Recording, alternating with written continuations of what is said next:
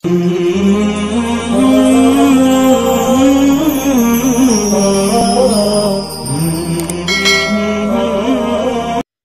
اللہ الرحمن الرحیم۔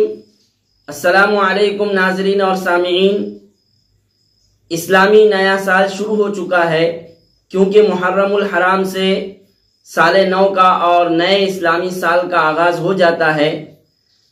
آج 3 محرم الحرام 1442 ہجری ہے۔ آئیے اس اسلامی نئے سال کی مناسبت سے اور محرم الحرام کی مناسبت سے ہم آپ حضرات کی خدمت میں چند گزارشات اور ہدایات پیش کرنے جا رہے ہیں۔ آج کی ہماری گفتگو کا موضوع ہے محرم الحرام اور یوم عاشورہ کی فضیلت اور حقیقت اور اہمیت۔ حرام کی وجہ تسمیہ کہ محرم الحرام کا نام محرم کیوں ہے؟ محرم کا معنی ہے قابل عظمت، قابل احترام، شرافت اور عظمت والا۔ تو اس مہینے کی شرافت، عظمت اور فضیلت کی وجہ سے اس مہینے کا نام محرم الحرام ہے۔ محرم الحرام کی فضیلت کیا ہے؟ خالق کائنات پروردگار اللہ تعالیٰ نے اسی وقت سے جس دن اللہ تعالیٰ نے آسمان اور زمین کو پیدا فرمایا، محرم الحرام کی فضیلت، اہمیت اور عظمت کا اعلان کر دیا۔ اللہ تعالیٰ نے فرمایا ان عدت الشہور عند اللہ 12 شہرا فی کتاب اللہ یوم خلق السماوات والارض منها 4 حرم، کہ اللہ تعالیٰ نے سال کے 12 مہینے مقرر فرما کر ان میں سے 4 مہینوں کی عظمت اور فضیلت کا اظہار اور ارشاد فرمایا، جن 4 مہینوں میں محرم الحرام بھی آتا ہے۔ محرم الحرام کی شرافت اور عظمت اسی طرح ہے جس طرح بیت اللہ کی شرافت اور عظمت ہے، کہ بیت اللہ میں اس کی نسبت اللہ تعالیٰ کی طرف ہے۔ جس طرح کلام اللہ کی شرافت اور عظمت ہے کہ اللہ کے کلام کی نسبت اللہ کی طرف ہے، کلام اللہ ہی۔ جس طرح رسول اللہ صلی اللہ علیہ وسلم کی نسبت اللہ تعالیٰ کی طرف ہے، اور اسی طرح محرم الحرام کی نسبت بھی اللہ تعالیٰ کی طرف ہے۔ حدیث پاک میں آپ صلی اللہ علیہ وسلم نے فرمایا افضل الصیام بعد رمضان شہر اللہ المحرم الحرام، افضل الصیام بعد رمضان شہر اللہ المحرم الحرام، کہ روزوں میں رمضان کے روزوں کے بعد سب سے افضل روزہ محرم الحرام کا روزہ ہے۔ تو اس طرح سے محرم الحرام کی فضیلت، اہمیت اور عظمت سمجھ میں آتی ہے۔ آئیے محرم الحرام کی فضیلت کو جاننے کے بعد ہم جانتے ہیں یوم عاشورہ کی فضیلت اور اہمیت اور اس کی وجہ تسمیہ۔ عاشورہ 10 محرم الحرام، محرم الحرام کی 10 تاریخ کو یوم عاشورہ کہتے ہیں۔ اس کو یوم عاشورہ کیوں کہتے ہیں؟ عاشورہ یہ عشرن سے بنا ہے، اور عشرن کا معنی ہے 10۔ تو چونکہ 10 محرم الحرام کو یوم عاشورہ کہا گیا ہے، یوم عاشورہ کی فضیلت کیا ہے؟ بڑی فضیلت آئی ہے یوم عاشورہ اور 10 محرم الحرام کی، کہ رمضان کے روزوں کی فرضیت سے پہلے، جس وقت رمضان کے روزے فرض نہیں ہوئے تھے، تو اس وقت 10 محرم الحرام اور یوم عاشورہ کا روزہ رکھنا فرض تھا۔ آپ صلی اللہ علیہ وسلم اور صحابہ کرام یوم عاشورہ اور 10 محرم الحرام کا روزہ رکھا کرتے تھے، لیکن جب رمضان کے روزے فرض ہو گئے، رمضان کے روزوں کی فرضیت آ گئی، تو اب یوم عاشورہ کے روزے کی فرضیت ختم ہو گئی، اور اب یہ روزہ یوم عاشورہ کا روزہ سنت اور مستحب قرار دیا گیا، اور آپ صلی اللہ علیہ وسلم اس کے بعد بھی اہتمام سے یوم عاشورہ کا روزہ رکھا کرتے تھے۔ آپ صلی اللہ علیہ وسلم نے یوم عاشورہ اور 10 محرم الحرام کے روزے کی فضیلت کو یوں ارشاد فرمایا کہ جو شخص 10 محرم الحرام اور یوم عاشورہ کا روزہ رکھے مجھے امید ہے کہ اس کے پچھلے 1 سال کے گناہوں کا کفارہ یہ یوم عاشورہ کا روزہ بن جائے گا۔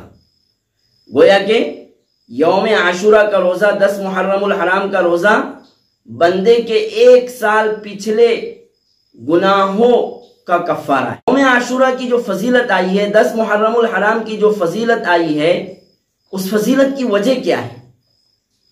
عام طور سے لوگ یہ سمجھتے ہیں کہ یوم عاشورہ اور 10 محرم الحرام کو فضیلت اور اہمیت اس لیے حاصل ہے کہ 10 محرم الحرام کو نواسۂ رسول حضرت حسین رضی اللہ تعالی عنہ کی شہادت کا واقعہ پیش آیا تھا، تو اس وجہ سے 10 محرم الحرام کو یوم عاشورہ کو فضیلت حاصل ہو گئی، بلکہ ایسی بات نہیں۔ آپ صلی اللہ علیہ وسلم نے تو بہت پہلے یوم عاشورہ اور 10 محرم الحرام کی فضیلت کو بیان فرما دیا تھا۔ آپ صلی اللہ علیہ وسلم کے وصال اور وفات کے 60 سال کے بعد، آپ صلی اللہ علیہ وسلم کے ارتحال اور وصال کے 60 سال کے بعد حضرت حسین کی شہادت کا واقعہ پیش آیا ہے۔ اس لیے 10 محرم الحرام اور یوم عاشورہ کی فضیلت حضرت حسین رضی اللہ تعالیٰ عنہ کی شہادت کے سبب نہیں ہے۔ یہ اور بات ہے کہ حضرت حسین رضی اللہ تعالیٰ عنہ کی شہادت کا واقعہ اس مبارک اور فضیلت والے دن میں پیش آیا۔ مفتی محمد تقی عثمانی صاحب نے ایک وجہ بتلا کر یہ فرمایا ہے کہ یہی وجہ صحیح ہو سکتی ہے۔ چنانچہ آپ فرماتے ہیں اپنے اصلاحی خطبات میں کہ چونکہ 10 محرم الحرام کو، یوم عاشورہ کو، حضرت موسیٰ علیہ السلام اور فرعون کے درمیان جب مقابلہ ہوا اور حضرت موسیٰ علیہ السلام اپنی جماعت اور اپنے ساتھیوں کو لے کر اور فرعون سے ان کو چھٹکارا دلا کر جب لے کر چلے، سامنے دریا آیا جس کی وجہ سے حضرت موسیٰ علیہ السلام اور آپ کی جماعت اور آپ کے ساتھیوں کے لیے راستہ نہیں تھا۔ اللہ تعالیٰ نے حضرت موسیٰ علیہ السلام کو حکم دیا کہ آپ دریا پر اپنا عصا ماریے، اپنی لاٹھی ماریے، جس سے دریا میں راستہ بن گیا، اور اس خشک راستے سے حضرت موسیٰ علیہ السلام اور آپ کے ساتھی آسانی سے گزر گئے۔ جب فرعون نے حضرت موسیٰ علیہ السلام اور آپ کے ساتھیوں کا پیچھا کیا، اور فرعون جب اس دریا پر پہنچا، اور دریا پر پہنچنے کے بعد جب اس نے دیکھا کہ راستہ سوکھا ہے اور ہم اس دریا کے راستے سے نکل کر حضرت موسیٰ علیہ السلام اور آپ کی قوم اور آپ کے ساتھیوں کا پیچھا کریں گے، لیکن جب وہ بیچ دریا میں پہنچا اور اپنی فوج اور اپنے لشکر کو بیچ دریا میں لے کر پہنچا تو دریا کا پانی مل گیا اور فرعون اس طرح غرق ہو گیا اور ڈوب گیا۔ تو یہ واقعہ حضرت موسیٰ علیہ السلام اور آپ کی جماعت اور آپ کے ساتھیوں کی نجات اور فرعون سے چھٹکارے کا واقعہ 10 محرم اور یوم عاشورہ کو پیش آیا تھا، جس کی وجہ سے اس دن کو فضیلت اور اہمیت والا قرار دے دیا گیا۔ حضرت مفتی صاحب فرماتے ہیں کہ دوسری روایتوں کے مقابلے میں نسبتاً یہ روایت بہتر اور اچھی ہے، اور اس وجہ سے اس دن کو فضیلت اور اہمیت حاصل ہوئی۔ بہرحال حضرت مفتی صاحب آگے فرماتے ہیں کہ ہمیں کسی چیز کی فضیلت اور اہمیت کی وجہ اور سبب تلاش کرنے کی ضرورت نہیں ہے۔ اللہ تعالیٰ کی مرضی ہے، اللہ تعالیٰ جس دن میں اور جس رات میں چاہتے ہیں فضیلت اور برکت دے دیتے ہیں، اس لیے ہمیں اس کی فضیلت کی وجہ اور اس کے سبب کی بحث اور اس کے پیچھے پڑنا بہتر نہیں ہے، بلکہ ہمیں اس دن کی فضیلت کا احترام کرنا چاہیے، یوم عاشورہ کا روزہ رکھنا چاہیے۔ پھر ایک بات یہاں پر یہ بھی یاد رہے کہ ہم جانتے ہیں کہ ہم 10 محرم الحرام کے ساتھ 9 محرم الحرام کا روزہ یا پھر 10 محرم الحرام کے ساتھ 11 محرم الحرام کا روزہ ملا کر رکھتے ہیں، اس طرح ہم 2 روزے رکھتے ہیں۔ یہ کیوں؟ یہودیوں کی مشابہت سے بچنے کے لیے۔